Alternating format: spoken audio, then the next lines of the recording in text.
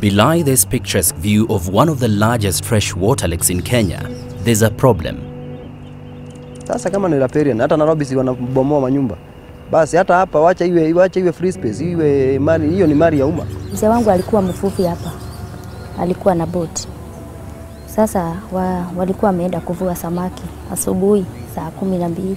Nikaambiwa mzee ameumwa, akapelekwa ICU. Kufika kesho yake asubuhi akaaga. There's talk that someone wants a piece of Lake Naivasha.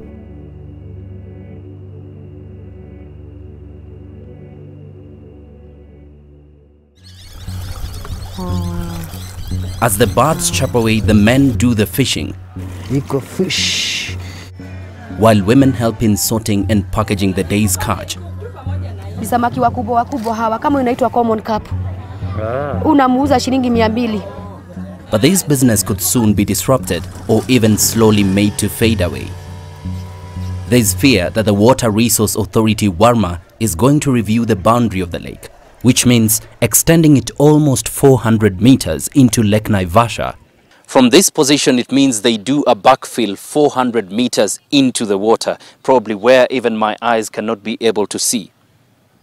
In biological terms, this is catastrophic. Even when you decide to put beacons around the lake, at the moment, you'll have to wade into the waters.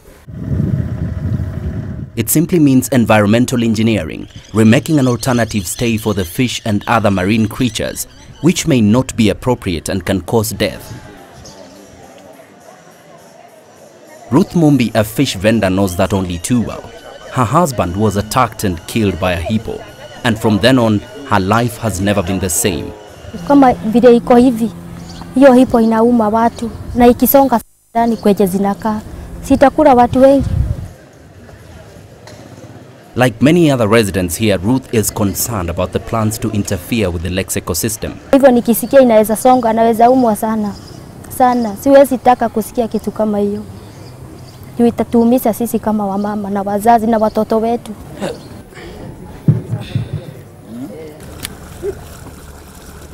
We've just taken a boat ride to experience the daily grind for the fishermen here. watu washongeze riparian run. Kenneth Waweru has been fishing for over 7 years now. He believes that WARMA's plan is ill-informed. It is bad. Yeah. Na serikali ina fight corruption. Na sasa hiyo ni corruption inatubiwa kwa sababu kuingia kwa maji useme unaingia ndani hapana. The community here is worried. The lake has been a source of their livelihood. Mary, not her real name, has been trying to fight for the survival of this lake in vain. Na ukiongea sana unaambiwa bahari na wenyewe. Unapata kama mimi ni mwananchi wa kawaida, pengine nitaongelelea hapa. Lakini hiyo maneno ikifika juu, mimi nitaanza kusakwa. Hoteliers and landowners around the lake appear to have already extended the boundary even before WARMA can move in. Hapa mahali tumekaa saa hii ilikuwa imefensiwa. Ukiona imerudi, hiyo fence iko nyuma yetu ni mpya. Hiyo yote ni riparian.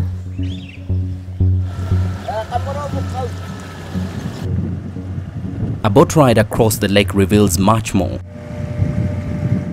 Some landowners have even put up dikes to hold out water from crossing into what they now call their territory.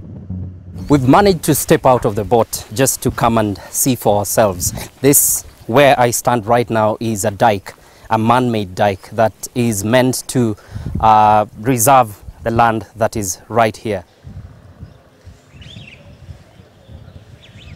Paul Royer is one of the members of the Lake Naivasha Riparian Association. He has been at the forefront championing for the conservation of the lake.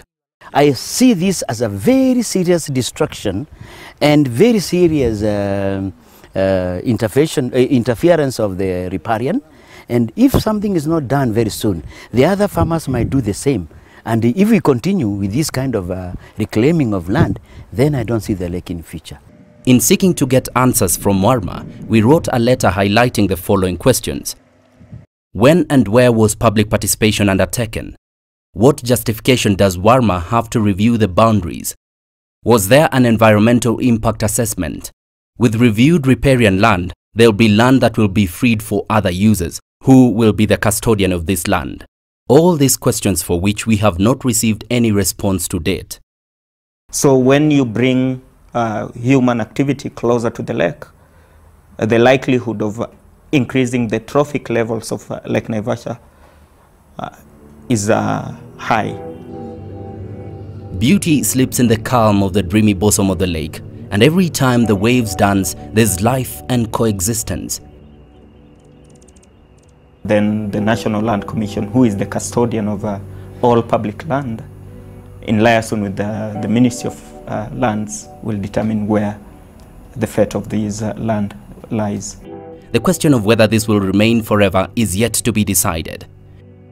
Brian Mutai, Citizen TV.